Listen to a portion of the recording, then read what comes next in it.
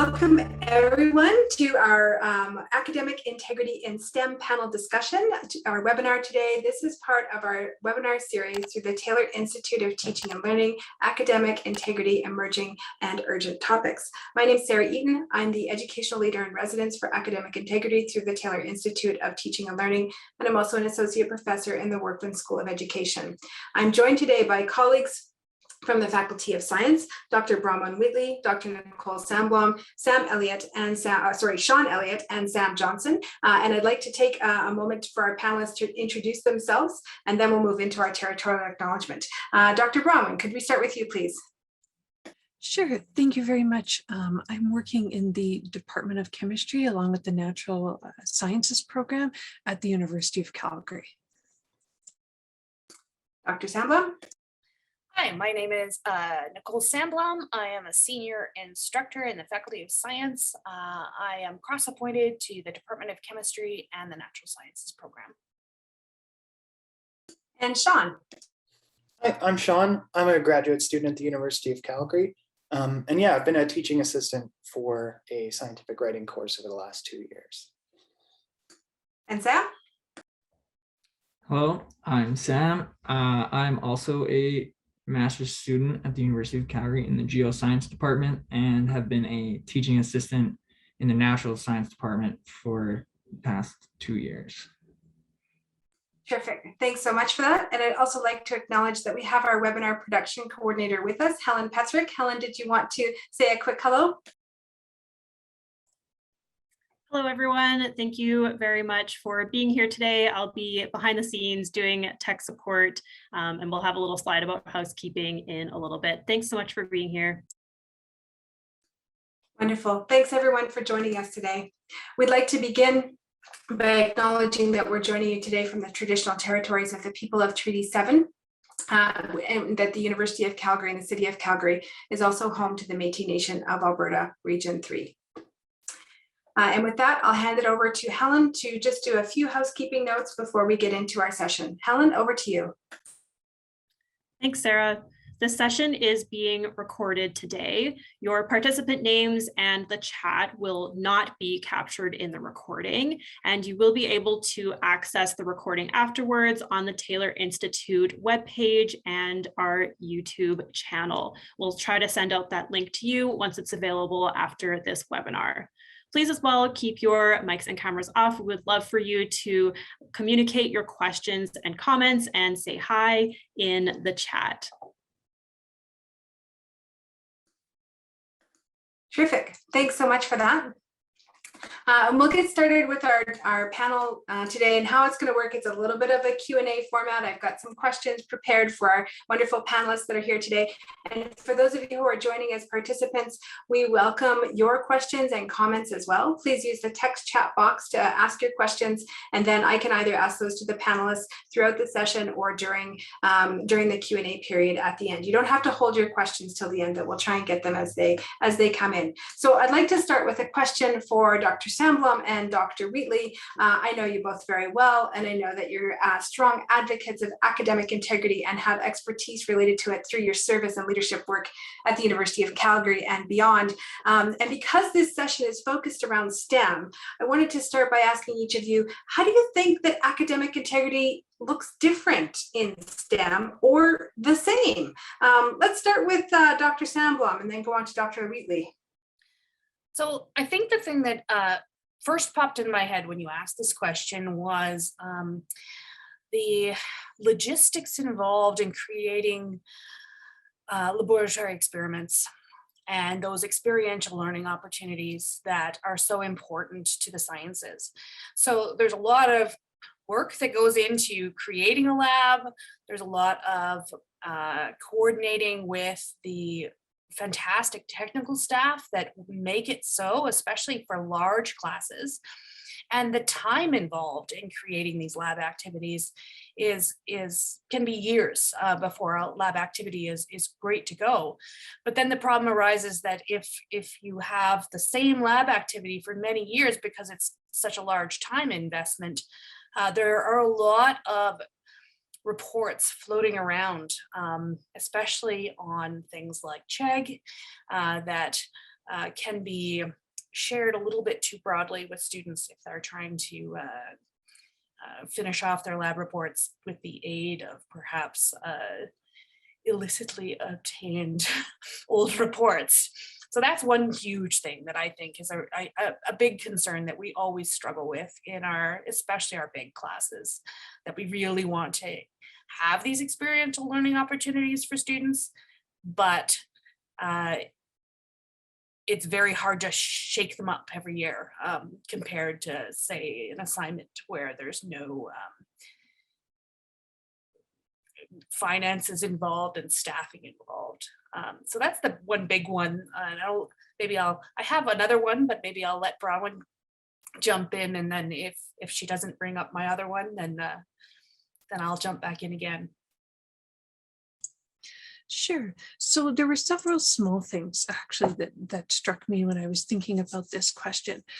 Some of the problems that we encounter are, for example, definitions. When we ask students for the definition of something, maybe in an exam setting, pre-COVID, closed book sort of setting, there's probably many definitions where there are very limited word variations. So for example, if you take words like enthalpy, heat, free energy, those are all very different terms. There are also related terms like power or entropy or voltage or whatever.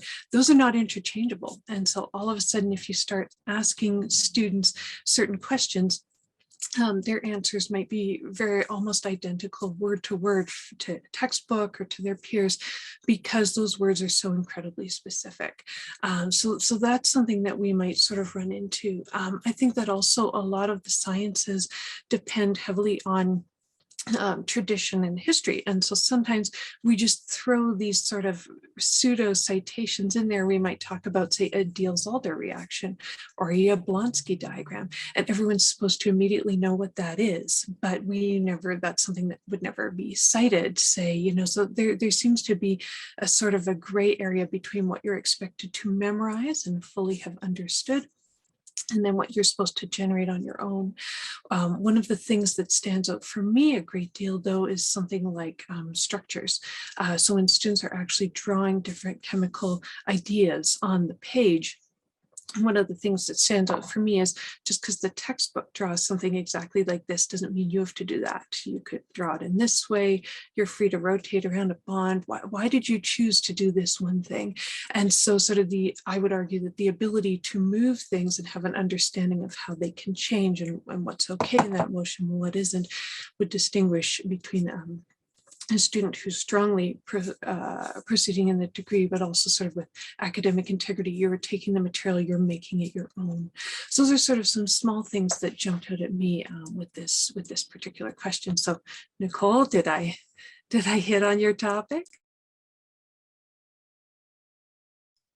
The other big one, I guess, that I was going to talk about is like the traditional assessment methods of large scale gym exams for large classes.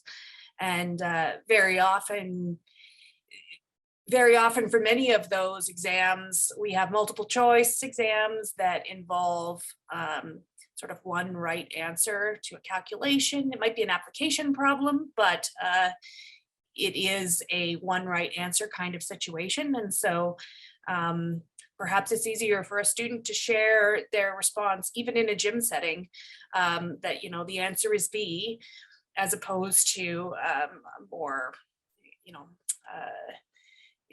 lengthy written response. Sharing that answer is much harder in a gym setting.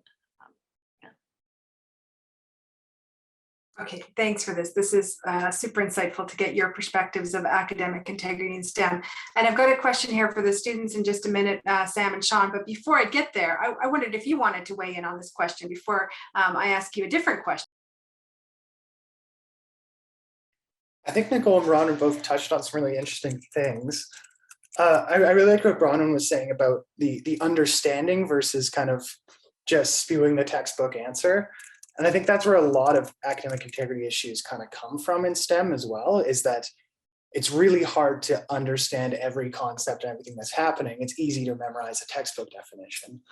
So I think that's a really interesting aspect in STEM, where understanding is hard, but kind of spewing definitions is an easy way to kind of simulate knowledge, I guess.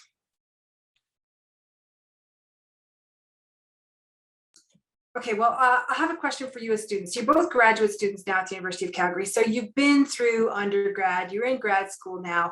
What do you wish you'd known before you came to university about academic integrity, either as an undergraduate or as a graduate student now?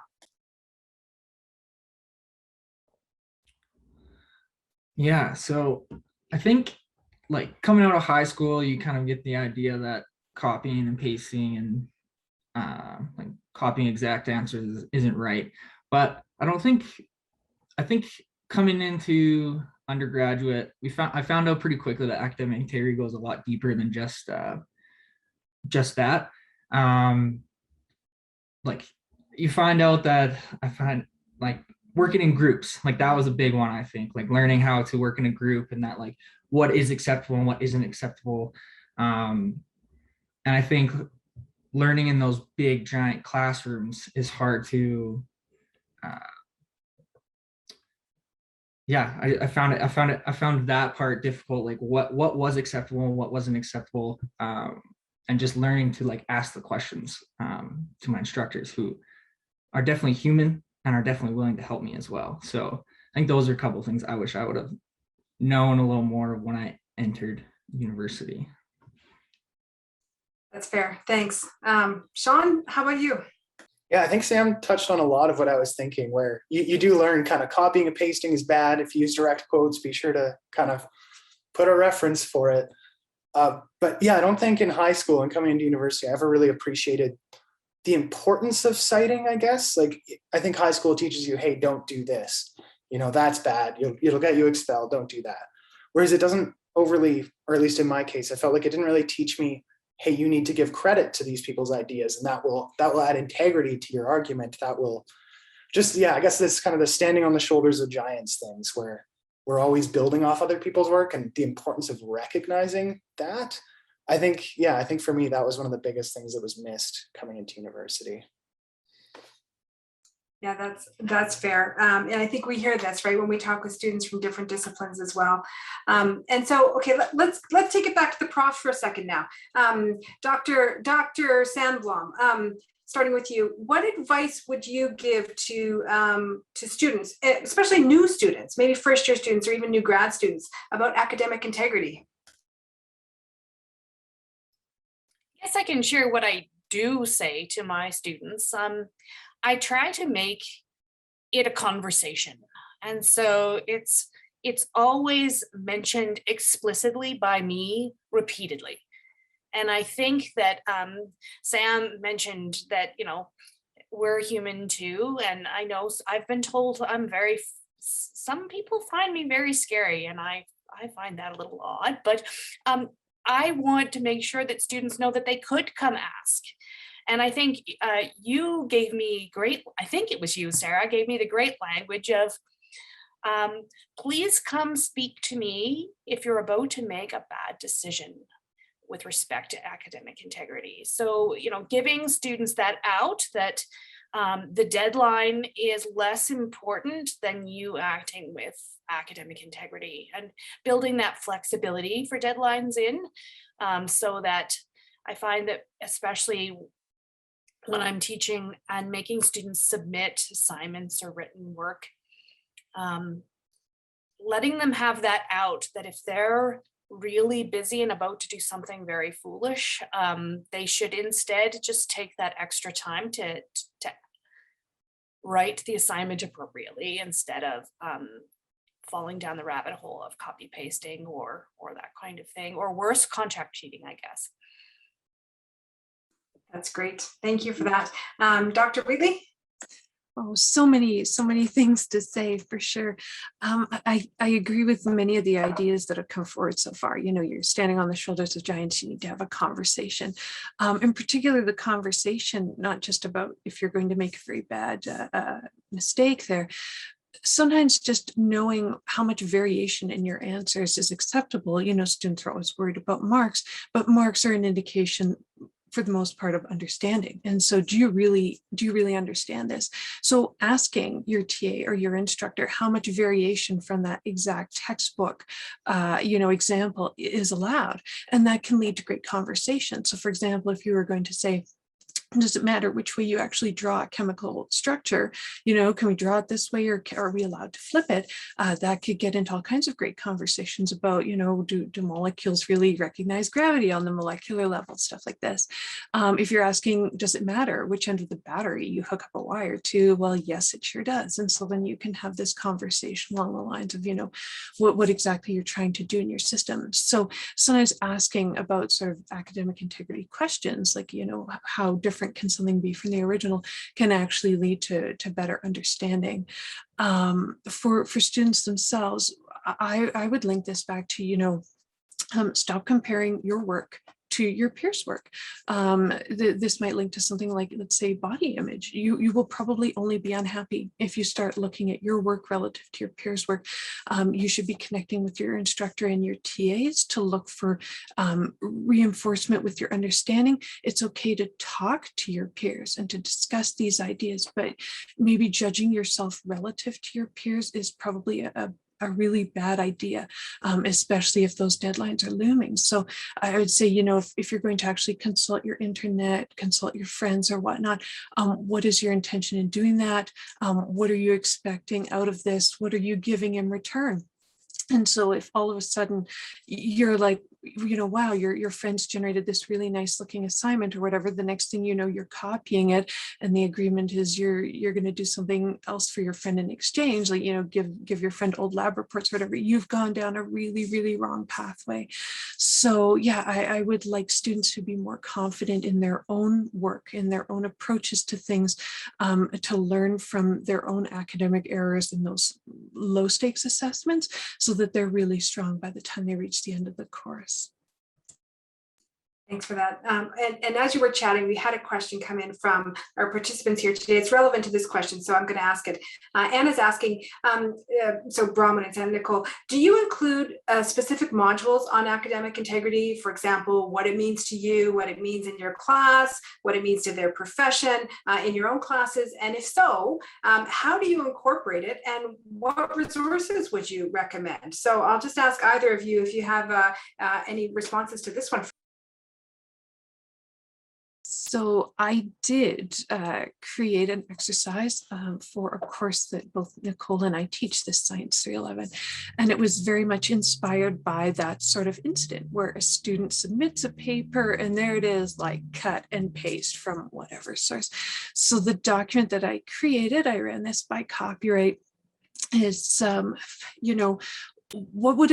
how would you feel essentially if you sent an email to a friend about, what can you please help me briefly understand this scientific concept? And the email comes back and it's just a copy right out of Google, and it's like, oh, dear so-and-so, here's the Google definition, send. And, and so I sort of asked them a little bit about how they feel about that. How do you feel when a friend just essentially sends you the link, but doesn't credit, doesn't indicate that they couldn't be bothered to write it in their own words, or so on and so forth? It's not a perfect exercise, I will agree, because it sort of relies on the emotions or whatnot, but it does get students to recognize, it brings them face to face with this segment that you just read came from somewhere else. And some students are surprisingly angry at this hypothetical scenario. They're like, what, my friend couldn't even take the time to tell me that they didn't know, and they just copied something off the internet. So that's what I've done. That exercise comes very early in the course. I'll probably be creating some more, but that was one that came up soon. So Nicole? So I typically have at least one of my learning outcomes, even if it's not the learning outcome itself, maybe a micro outcome that's directly linked to academic integrity and sort of the information search process, regardless of what class it is.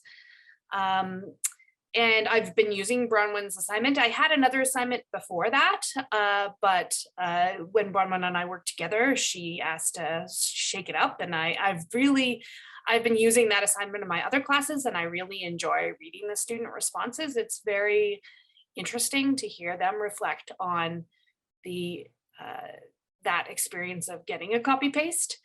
The other thing I do is I try to give students some readings and some guiding questions with those readings. So I have a bit of a learning guide that has not only a reading, but also some questions and that I would like students to ponder, and then some reflection on those questions.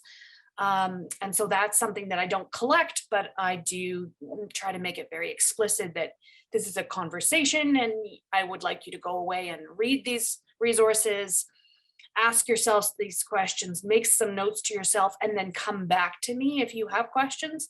And students often respond to that very positively. I actually have sort of, you build things like that where you don't collect the assignment and you wonder how many students are actually doing it. And it's fascinating then to get some emails saying back from students saying, hey, I've thought about this some more and I do have some questions.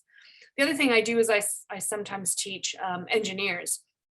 And I really like teaching engineers from the perspective of bringing in the fact that they have large components in their profession that are connected to ethics, and that we are expected to behave ethically in our class, and that a key part for our class, the ethical component, is behaving with acting with the academic integrity. So that's another tie-in to another class that I teach.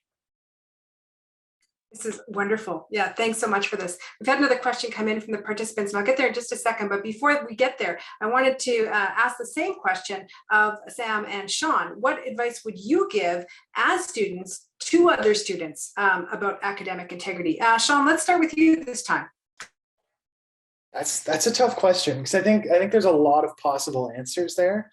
Because I think a lot of academic misconduct stems out of searching for a better grade, and how it all comes down to getting that grade. Because no one cheats on a test saying, I will be a better geologist if I copy the answers B off that test, for instance. So I guess it's a tough piece of advice, but I think trying to keep that perspective that it's about gaining the knowledge and achievement and learning how to time manage and accomplish tasks, and trying to keep that perspective over just kind of tunneling your vision in on getting that A+ and getting the 4.0 and all that.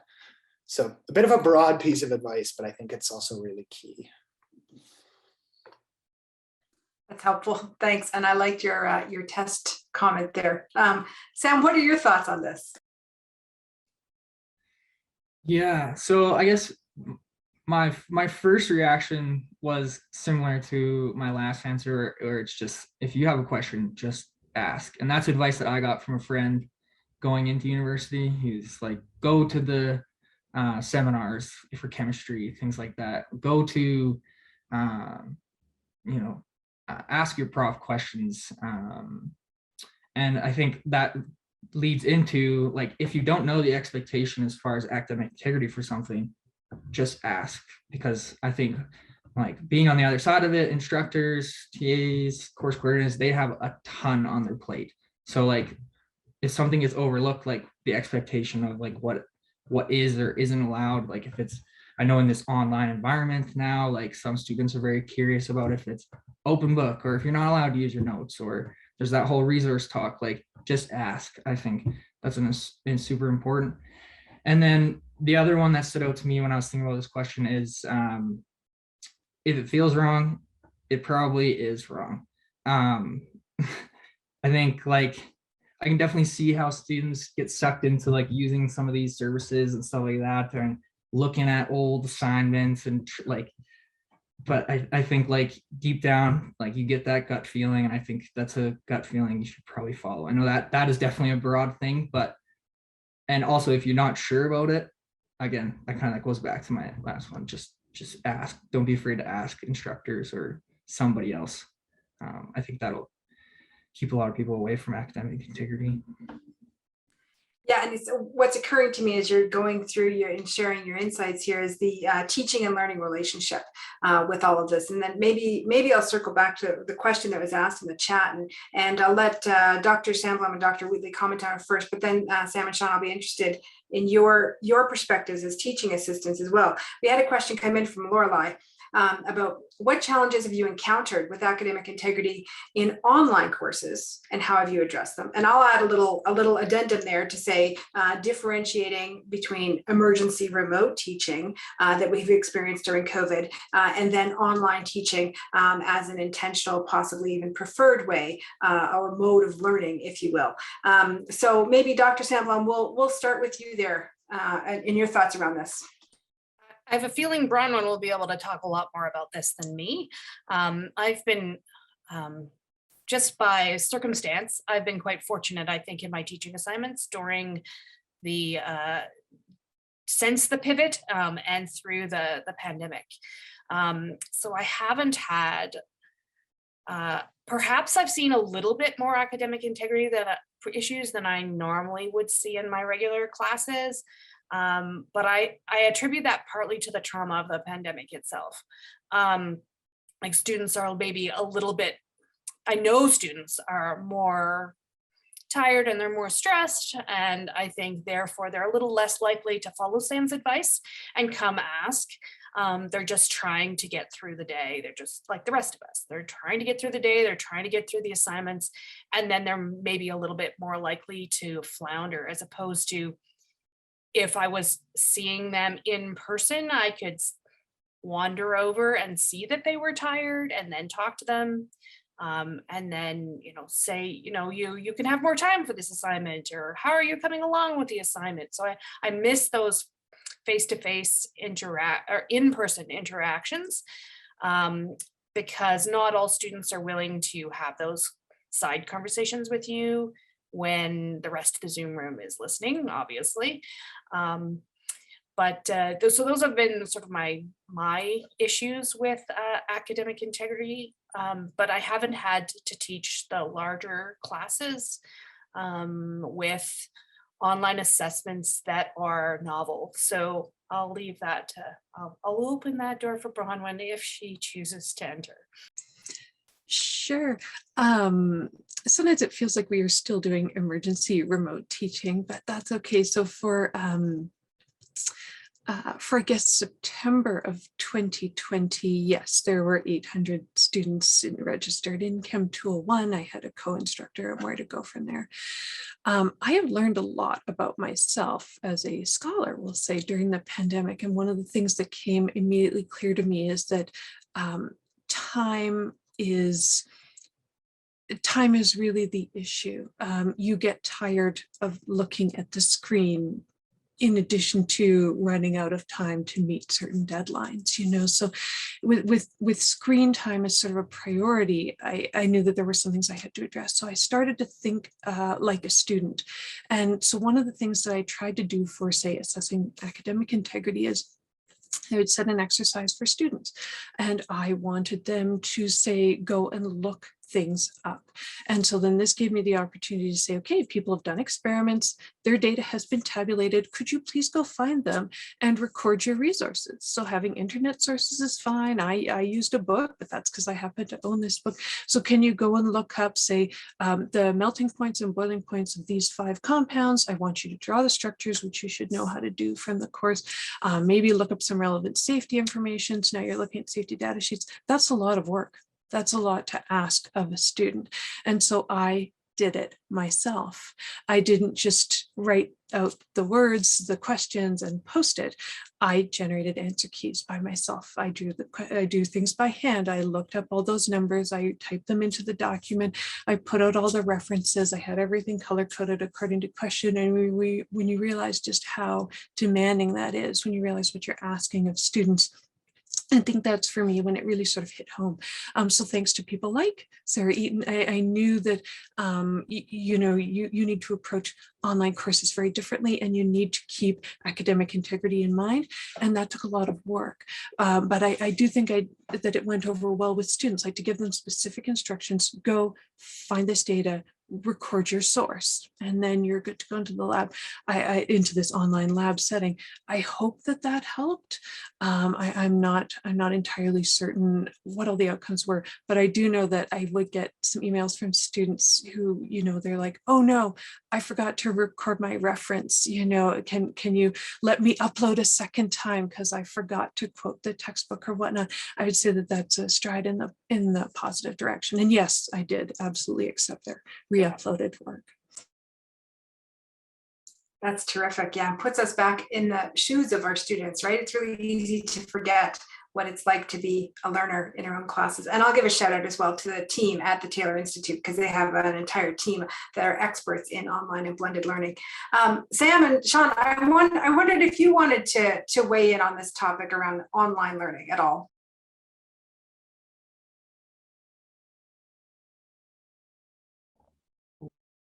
No, go ahead, Sam. Yeah, I think as far as the online thing goes, I finished my last semester up right as the pandemic hit. So I think my personal experience is more based on the emergency plan. And I found definitely on what Bronwyn was saying, I went from a lot of exams and things to study for to having to write a bunch of papers and having to do a bunch of take-home assignments that took a lot of time. And I found that from that, those last 2 months or last month of classes in that semester was extremely strenuous on my time. A lot of late nights learning that way. As far as these last semesters go, I haven't done any coursework, so most of my experience is based on TAing, and I think it's the inspiration part that's definitely tough on students. I think as you're going through the hallways and you're in class, you definitely see students doing things, and you can only help but think that they're doing all the right things and that you're influenced by what they're doing. But if you're sitting at home and it's only you staring at your screen, you can only think. And this is also interesting because it was in that Walsh paper. There's a lot of pressure, I think, that students feel that, other students might have this easy opportunity to cheat. And then on Sean, with grades and being having to compete, there's a lot of pressure that way. So I can definitely kind of see how those things pan out from a student's perspective. Yeah, thanks for your insights there. And I wanted to just jump in there and say that the article you're talking about, Sam, just newly published this week in the International Journal for Educational Integrity, and it's by Lisa Walsh and colleagues. I'll plop the link into the chat for those who are joining us in real time. But in case folks are watching the recording, that would be the International Journal for Educational Integrity, and the article came out just on November 17th here, and I really appreciate that. We've had a couple more questions come in from our audience today, and I think that they're relevant to the conversation, so I'm going to put them forward. Nicole, I'll start with you for the next question to get us started and go from there. And Dustin's asking, he's wondering how or if you conceive of integrity differently in terms of the pedagogy versus the profession of STEM. And he's asking, for example, multiple choice questions being a sort of a feature of STEM. Education would be more relevant to pedagogy, but not practice.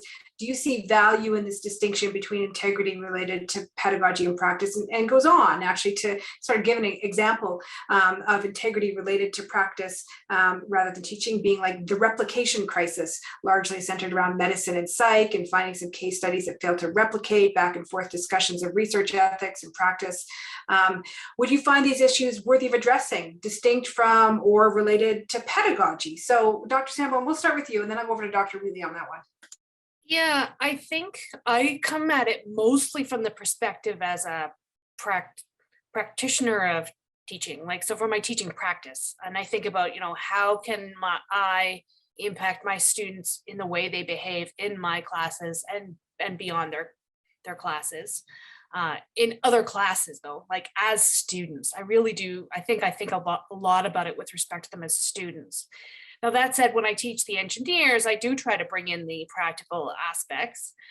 I very rarely teach majors in the chemistry program, so I don't often think about it from the profession of them going off and being chemists. But I know that as a program, we do think about that. But it's just sort of unique to my situation, I guess, the classes that I tend to teach.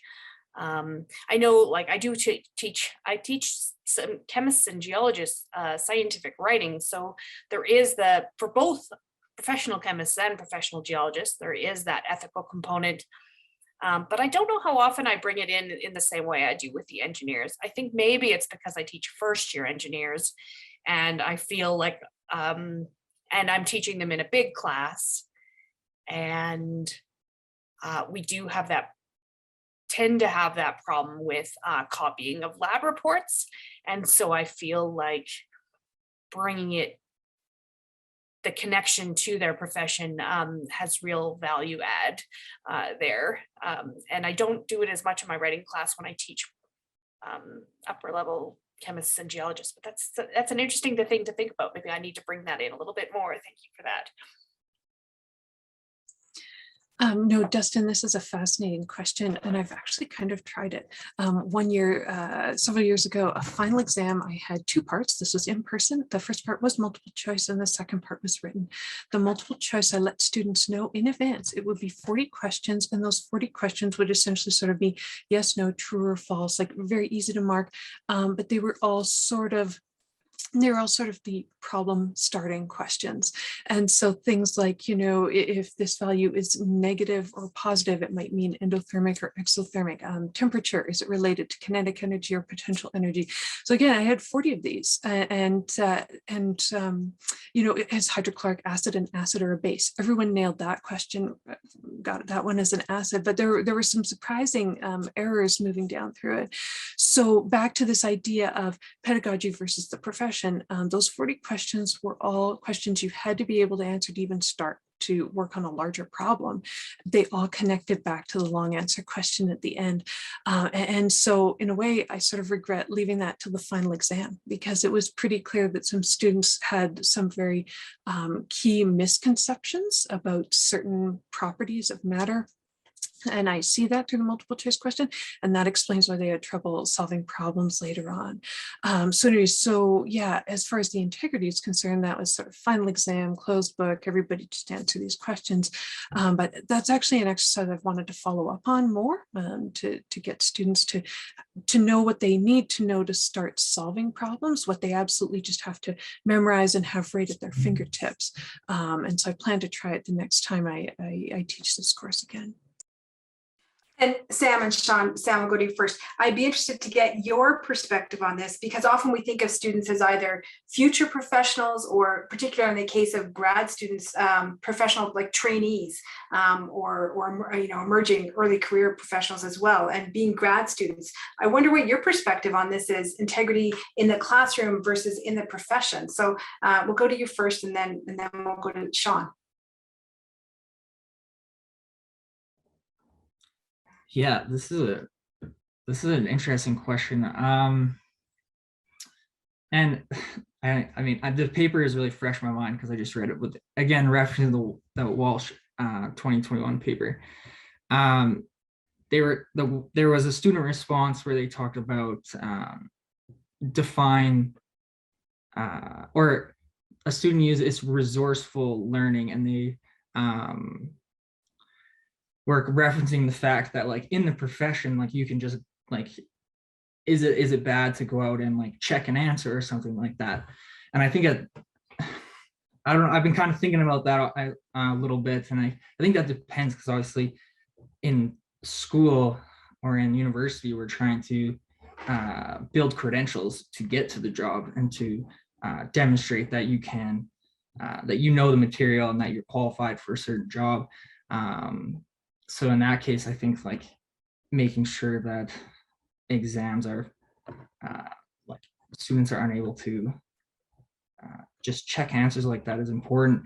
And also from a writing perspective, I think that's one thing that definitely spills over is And one of the reasons that Science 311 at U of C is a thing is just making sure that students can write and that they have that ability to write reports and that they have that ability to paraphrase properly and cite properly. And yeah, that's definitely something that we're trying to do in that class from TAing. Great, thanks for that. Sean, did you want to weigh in on this one? Yeah, it's a really tough one because I guess, yeah, it's hard to cheat the same way in a profession. But I think as Sam was saying, like the importance of having the ability to construct a credible report and kind of show your sources and why this is true, not just like how you know it to be true, not just kind of a statement. Like that's really what the people you're delivering the report to want to see. They need to know every step of that had care taken to produce it. So I think it's a really good skill to learn in university, but then really apply that integrity and ethical code going forward. Okay, thanks for sharing your perspective. And Sean, you were talking about sort of looking up answers, and that kind of leads us into another question that's come forward from one of our participants today. It's from James, who's one of our librarians on campus. And James is saying, as a librarian, he wonders if Google does students a disservice in making them believe they can get all the information they need for their assignments with a quick web search, as opposed to searching in databases for journal. We have great databases at the University of Calgary and looking for high quality sources. So James's question, and maybe we'll go to Bronwyn to start us off on this one, and then to Nicole. James's question as a librarian is, do you see this in your STEM teaching and marking students' assignments, that students are sort of overusing Google when we might have better resources on campus, say through our awesome library? Loaded question. So I'm really torn about this. Truthfully, James, it's an awesome question. So sometimes, especially in Science 311, students are allowed to select a scientific topic of their choice and research it and write about it. So what that will mean is that the instructor will have 30 different topics. TAs will have 15 different topics each. So as an instructor, if students select a topic that's way out there, for me personally, does Wikipedia help get a basic understanding or an overview? Well, sometimes it can, especially when a student is really into the topic.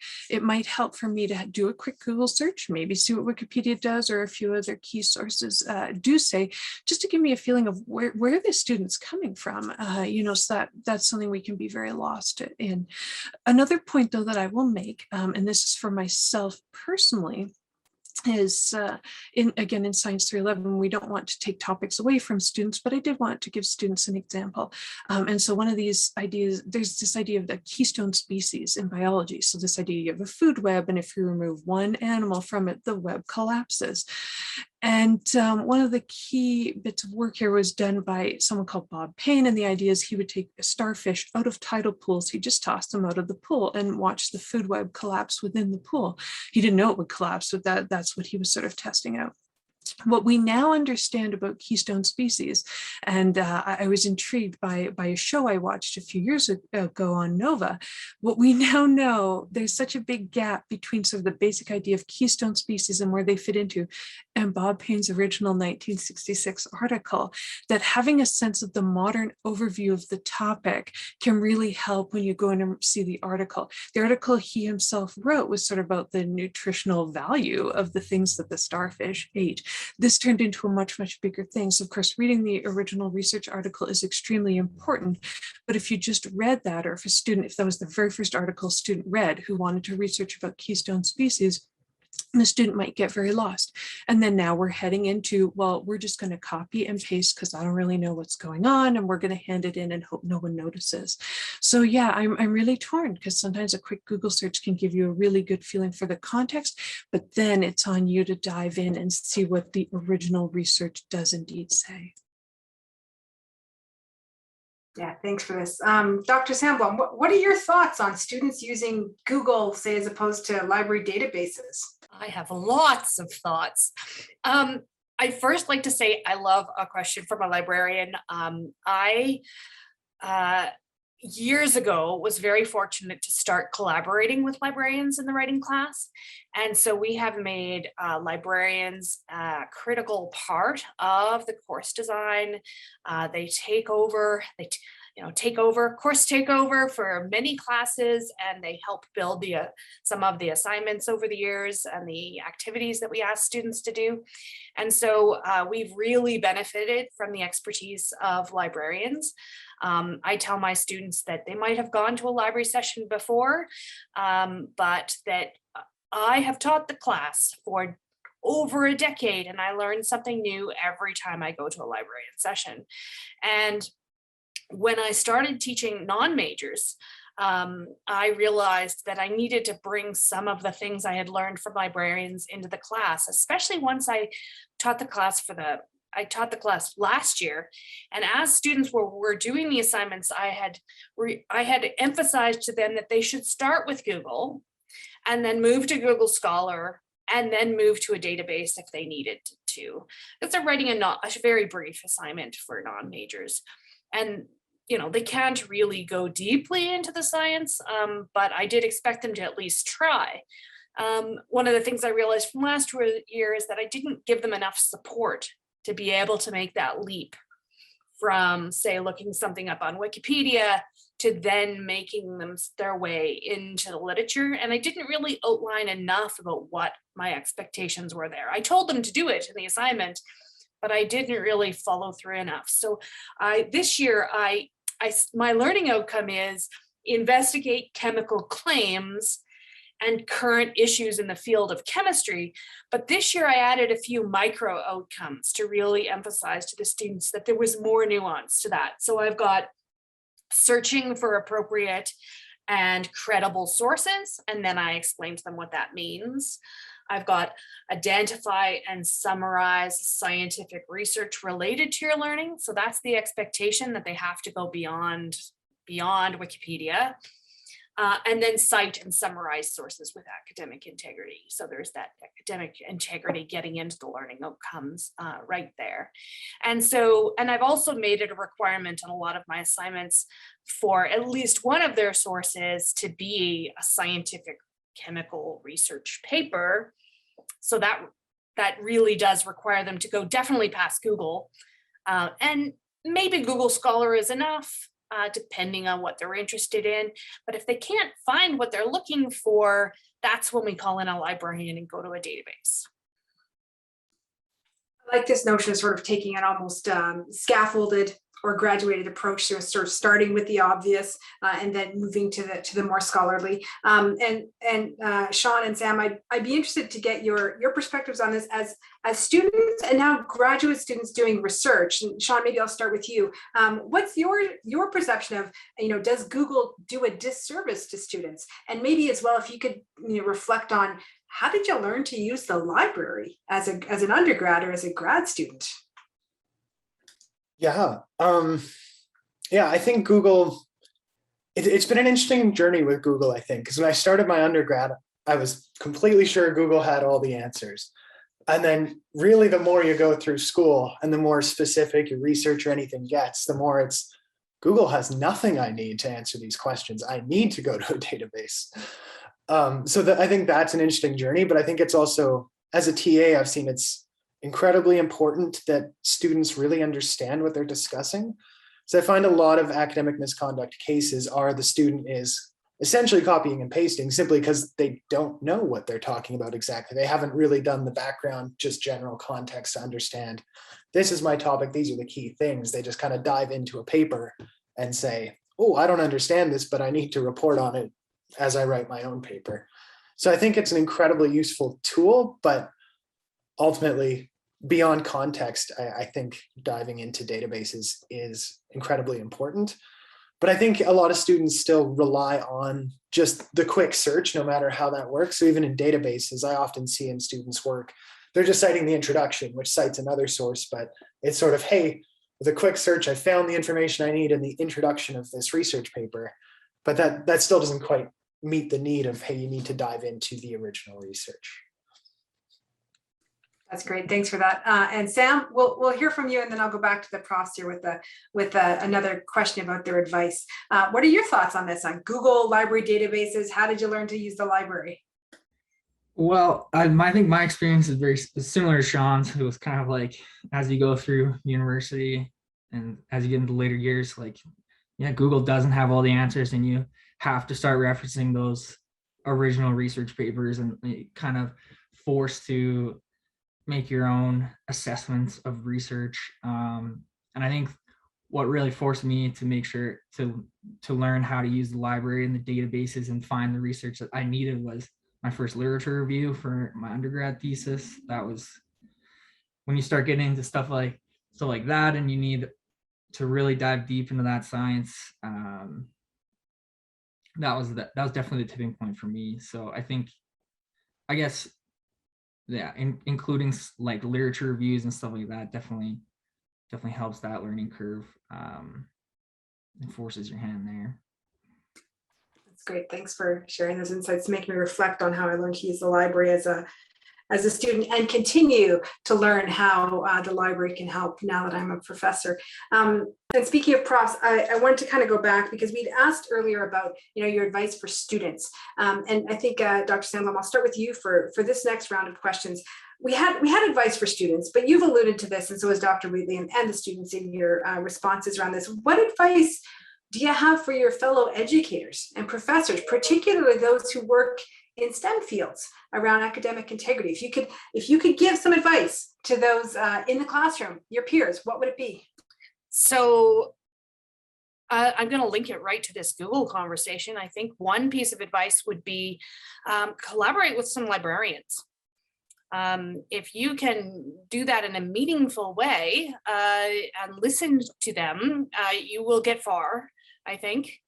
And then that leads into my second response would be is think about your assignment design, your assessments. And if you're collaborating with librarians, then the world is your oyster, I think, with being able to have maybe something a little bit more creative in your assessment that is less Googleable as the response, or that is, not even contract cheatable, perhaps. Although I know we could have a long conversation about that, Sarah. But yeah, so those, I guess, were my two things. Think carefully about collaborating with librarians, and think carefully about the assignments that you design so that your students can show your learning. Just as an addendum to that, when I first started teaching the writing class, I vividly recall reading papers where students say had to cite five sources or whatever, and then looking at the students' papers and going, why do they pick these five? Why are these the five that they used in their paper? And then going and realizing it was top 5 hits when you searched one of their obvious keywords. And it might have been the top 5 hits even in the Web of Science, but it still was the top 5 hits. Like it was definitely not the breadth of searching that we would hope, the web of searching that we would truly hope that they would do. Yeah, so that's one thought about Google. And then the other thought I had about Google, if you will indulge me, is we often have this conversation in our house with respect to searching on Google. And I have family members who often throw their hands up and go, I can't find it on Google, whatever it is. And then they hand it to me and say, can you, and it's something that's on the internet. It's not like searching a scientific answer. And Google doesn't necessarily work unless you know what search terms. I mean, there are a lot of searches you do where Google auto corrects and it goes right to what you want. But if it's something a little bit more nuanced, being able to enter the search terms in a good, careful way becomes even more important in some ways, because students can give up and think that there is no answer on Google when there is an answer on Google. But you haven't entered good search terms. So searching is just so important, whatever whatever you happen to be typing your search terms into, but being able to develop that nuanced approach to what the search terms are can even help you when you need to find something completely not related to school on Google. Yeah, thanks for that. And I noted there, I mean, we've used Google. It came in with James's question. As you know, we know that Google is ubiquitous, but we also know it's not the only search engine out there. But it remains the go-to one. Interested to hear from you, Dr. Wheatley, on what you think professors, especially STEM educators, could do better with regards to academic integrity. Right. So one of the things that immediately strikes me is that, and I'll put this on myself, I feel that sometimes I don't always tell students how or why I would use a resource. And so there seems to be some things I just sort of want them to memorize, and some things I absolutely insist they look up, and maybe it's not entirely clear. So every time I teach, I think I get clearer at making and letting students know what are the things that they sort of have to memorize, these sort of key ideas, and then what do you have to cite, and then that sort of goes into maybe how do you actually research. And so to actually demonstrate what research looks like in real time, to demonstrate what referencing looks like in real time. Something that I would be more open about is I'm very open in terms of citing systems. And so if some students come to me and they say, well, in bio, this is the system we like to use, I'm like, fine, just do it. I want that reference. I want that citation in the style that you're used to. That's absolutely fine. So that's something I would be open to if that's what it takes to get students to consistently cite their resources. But I think demonstrating it is probably really important. I think that's something else that might be helpful, and this might be sort of it might be time consuming, but again, let students know what your own thought process is. And so one of the things that came up, I was teaching a particular topic, intermolecular forces, and I told students I will give you one good example because I'm saving the other really good clear-cut empirical data for the test. So I'll give you one really good example. We will look at some questionable, debatable examples. Come and ask you if you have questions, but I'm hanging on to the really good stuff for the test. And that actually sort of helped students understand. And then that's also a great conversation about how everything isn't always cut and dried in terms of science. So, so how else can we support academic integrity? I think that one of the last pieces of advice I would give for my fellow colleagues is, you need to report it if there's academic misconduct going on. And yes, there is a process. Yes, there is paperwork. I would argue that the process is linear. If you just have one case to report versus 5 cases to report, yeah, the 5 cases are going to take 5 times as much. Fine. The time that you devote to complaining about it, worrying about it, being angry about it is exponential. And so I would argue that just sort of report it and forget about it, because that's the system at the U of C. Someone else will deal with this. And so the way to something that's connected to reporting it is make sure you talk to your TAs. TAs are frequently caught in the middle. Students bond very strongly with their TAs very frequently. You are placing certain demands on the TAs. They have certain work to be done. So all of a sudden they can be really caught. They can be pressured by students or whatnot. And so make sure that you let TAs know if they see that something's going wrong, they bring it to you. And once again, they forget it. And they keep working with the student just as usual. And so then it's up to the instructor to actually report those sort of cases. Yeah, that's great. Thanks. And you talked about teaching assistants and the way that students bond with them. So I'll flip the same question now to Sam and Sean. We'll start with Sam. Sam, as both a student and a teaching assistant, what do you think profs could do better, especially STEM profs, with regards to academic integrity? Yeah, I like this question. Because the more I thought about it, like your first reaction is, there's some things where you can change it, like especially with this online thing, you can change the types of assignments you do. Like the answers just seem to be so obvious on the surface, but then when you're on the other side of it, and you interact with the course coordinators and the instructors, you notice that there's a lot of time, and this kind of goes full circle to what Nicole said at the very top of the webinar is like, it's just not that easy to make all these adjustments. And it's a really tough balancing act for instructors to try and combat academic integrity. And I think, and I know they're sitting right here, but one thing I've definitely learned from Nicole and Bronwyn is, and they've touched on this as well, is just starting that conversation about what is expected and what's not expected, or just what is expected and like what the expectation is, common occurrences of the types of academic integrity is something that kind of I also touched on earlier. Is like there's just, it goes so much deeper than just copying pasting. So if something is very like lab based, you know, get touching on like what types of situations you might encounter in that situation. And like it doesn't, I don't think it has to go as far as a total assignment. I know I really like the assignment that we have in our class. I think it is super informative. But I know like in some classes with like 300 students, it's just, like I said, it's a tough balancing act. So, but I think getting the students involved in some sort of conversation on that, you know, that infamous syllabus day at the start of the year, like I know sometimes you have 20 minutes and then you leave. I think there could be more time maybe spent just having a discussion with students there. Because I think a lot of times just the expectation isn't as clear, and not all 300 students in a big class aren't going to be as willing to ask the questions as I'm sure we've all kind of experienced. So Thanks for that. Sean, what are your thoughts on this one?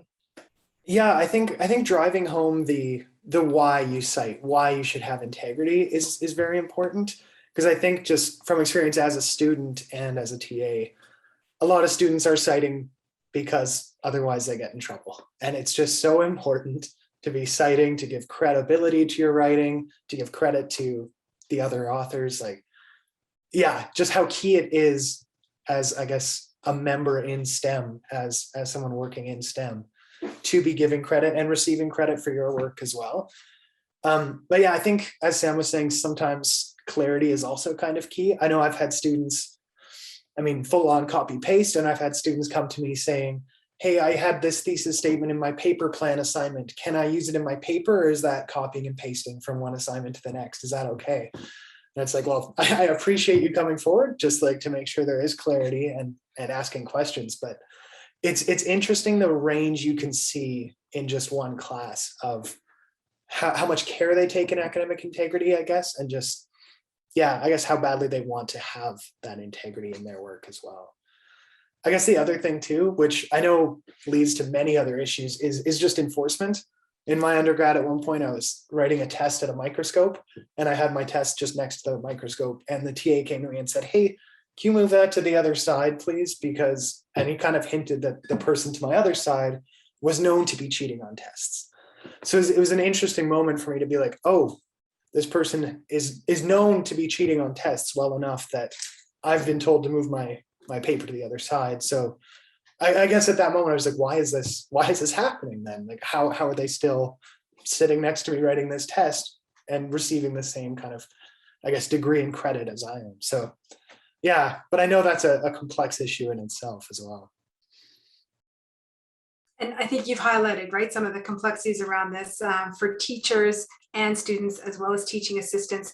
And I think what I'll do now is I'll move to each of the panelists to kind of offer your closing remarks on this. We've come to the end of our questions, both the questions that we had for you in advance, as well as those from our participants here. But I'd like to offer you an opportunity to offer any final thoughts. Like, what would be your key message that you'd like the participants to go away with today? We'll start with Dr. Sandblom and then move on to Dr. Wheatley, and then give the students the final word.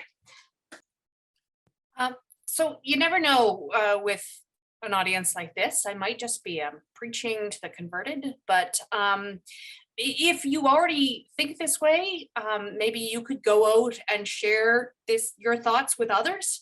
That it's so important to shift the conversation from misconduct and cheating to acting with integrity. And then I think that the word choices we make, I do sometimes mention the word cheating, but I try to use word choices that suggest that you are acting with integrity, not getting caught for misconduct. So I think the direction that we engage with students on this is important, to approach it from the perspective of assuming the best, trusting our students to act with integrity, making sure we explain to them what that is as well.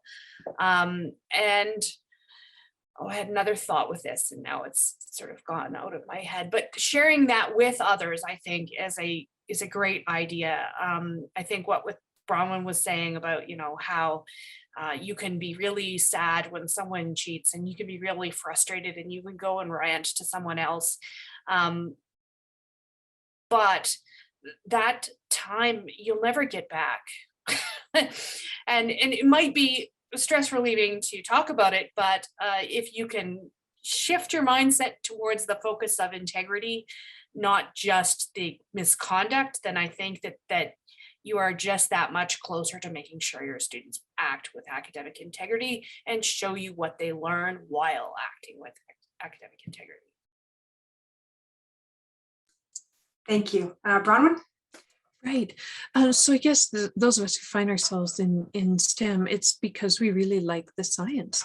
And so whenever students, you know, commit some sort of academic misconduct, I would argue it's because they don't understand the science, that they are uncomfortable with this, they don't like what they're doing. So what I would say maybe for people in STEM education, there should sort of be intention behind every decision. So what are you doing in this class and why are you doing it? And that's actually advice that my former supervisor gave me for being in the lab. Like when you're doing things, what are you doing and why are you doing it? Because this could, you know, is this going to lead to some sort of lab accident? So when you're thinking about your course on a day-to-day basis, or when you're planning on the summer, what are you going to do? How are you going to do it? Why are you going to do it? And that way you can plan academic integrity from a positive perspective into it. You can demonstrate how science is done to students. That keeps you in the game. So that keeps you acting with the highest integrity standards. And you also demonstrate that to your students. And hopefully when they come out of the other end of that course with you, they understand the science and they are comfortable moving forward. Thanks for that. Sam? Yeah, so I think I share a similar sentiment to Brown and Nicole in that I like it's about shifting the perspective to the idea that students do want to act with integrity, and that, like Sean was saying, like students, they want to know what's expected of them and they want to meet those expectations. I think it's easy to sometimes go down that path of that, like everyone's trying to cheat the system and that everyone wants to like try and find the easy way. But from my experience, that's not true. And I think that there are the overwhelming majority of students do want to do their best, and they want to do it on their own terms, and they want to do it with integrity.